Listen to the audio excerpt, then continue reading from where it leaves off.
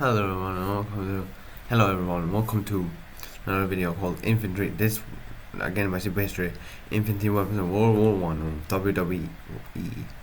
Let's start. Infantry Weapons of World War I.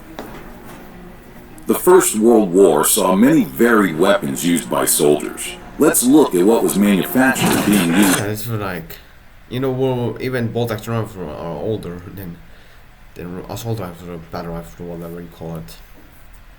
Like even way before, like in the final years of the 19th century, Russians were the first to make bolt action rifles, and everybody else followed suit. On the battlefield, the rifle. Most soldiers would be equipped with a bolt-action rifle.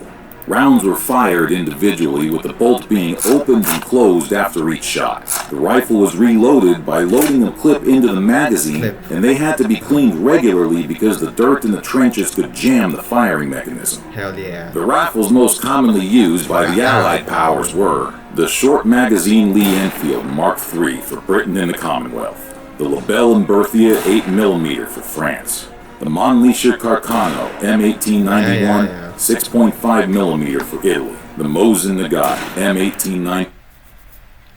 Yeah, they were the Mosin Nagant was the first bolt action rifle in the whole world. The 7.62 for Russia, and the Springfield 1903 30-06 for the USA. For the Central Powers, the rifles used were the Mauser Gewehr 98 7.92mm for Germany, the Steyr Monleasher M95 for Austria-Hungary and Bulgaria, and the Mauser M1877 7.65mm for Turkey. The bayonet. Battlefield 1 takes place in World War I, but they couldn't put that one. For some reason, they couldn't put the loads of those. Wherever it's older, or oldest, it really doesn't matter. Continued to see use in the First World War. However, its use was now more psychological than practical. They resembled a knife that would fix onto the end of the rifle and be used for close combat fighting. They were also used by soldiers for non-combative use, such as opening cans and toasting bread. Machine guns of World War I were modeled on Hiram Maxim's 1884 design, with a sustained fire of 450 to 600 rounds per minute. Waves of troops could be cut down. Put simply, the machine gun could have the same worth as 80 rifles. 80 rifles. Noteworthy weapons include the heavy machine gun used by Germany, the Maschinengewehr 08, the LMG used by British forces known as the Lewis gun, which featured a top-mounted pan magazine, and a BAR, or Browning automatic rifle, which was used late in the war by U.S. forces and was BAR, or BAR, or whatever you call it.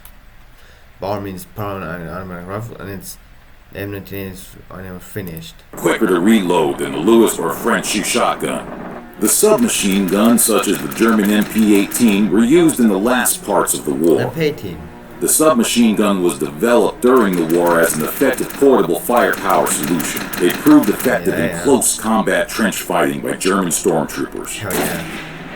Flamethrowers were a terrifying weapon. Yeah, they were. First brought to the battlefields of World War I by the German army. Tanks on the soldiers' back used nitrogen pressure to spray oil fuel, which was ignited as it left the muzzle of a pipe. Grenades. Grenades were used to clear out the enemy in their trenches and dugouts. They were either hand-thrown or fired from a rifle, and depending on the type of grenade, would either detonate on impact or via a timed fuse. Yep. Pistols. The pistol was issued to officers, pilots, and tank operators. Because of the portable size of the pistol, it would serve well in the cramped conditions of a biplane cockpit or the interior of a tank. Lastly, we have the trench raiding club. An almost medieval throwback. This Malay weapon was popular for trench raiding expeditions as a quiet way of killing or wounding enemy soldiers. Now you know about some of the weapons used during World War I. Leave a comment below letting us know which weapon you found the most interesting. What? Okay, now I'm gonna go watch. Well, that was it. Goodbye, guys. Goodbye. Make sure to like, favorite, subscribe, and do that stuff. Goodbye now.